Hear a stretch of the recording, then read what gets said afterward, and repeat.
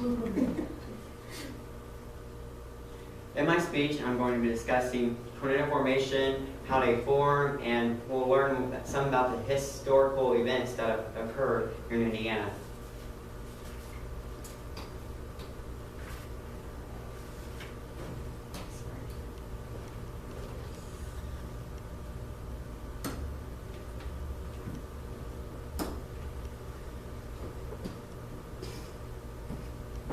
It's important we understand how tornadoes form. In order for tornadoes to form, one ingredient you need is wind shear. Here's a depiction from the Britannica Encyclopedia. Wind shear is in reference to the winds aloft in the atmosphere. The stronger those winds, the greater chance you have of a tornado forming. Now there's also something called directional shear. Directional shear is what we call when the winds not only are strong, but they're also turning in direction. And when you have that turning in direction of the winds in our atmosphere, that will increase your chance of a tornado forming within an area. All right, here's an example of how tornadoes form, how they form within these storm systems called mid-latitude cyclones.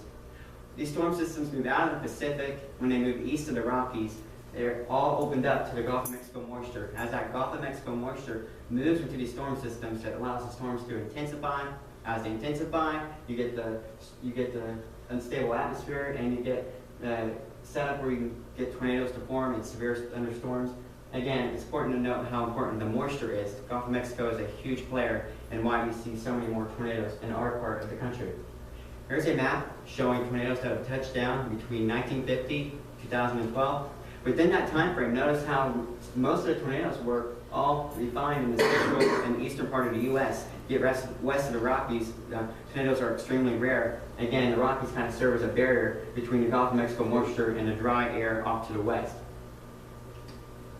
Here are some interesting statistics about tornadoes in Indiana. Between 1950 and 2012, we had 1,325 tornadoes in Indiana that were confirmed. And on average, there were actually 20 tornadoes each year, which again, I think is a very incredible statistic. Okay, one of the historical events I will be talking about is the 1974 outbreak. This was actually the worst outbreak in recorded history in terms of fatalities. There were so many fatalities with these storms. Here is a map showing where tornadoes touched down that day in Indiana. We had a total of 21 tornadoes. And what's important to notice, out of the 21 tornadoes that formed, most of them are violent tornadoes in a range of F4 to F5 strength, which is about the highest it gets. So they were very destructive tornadoes. Here are some pictures from Monticello. These come from the Monticello Herald Times. After the storms hit, you can see so much destruction throughout that town. And also, we had a total of 49 deaths that day in Indiana. 768 people were injured, and there were 6,000 families that were displaced from their homes because of all the destruction. The next historical event that's occurred here was September 20th, 2002. What's very interesting about this event was that this was a very long track tornado. It started out late around 11 o'clock that morning. A tornado formed around Evansville, and that storm moved right off to the northeast, right through the central part of Indiana.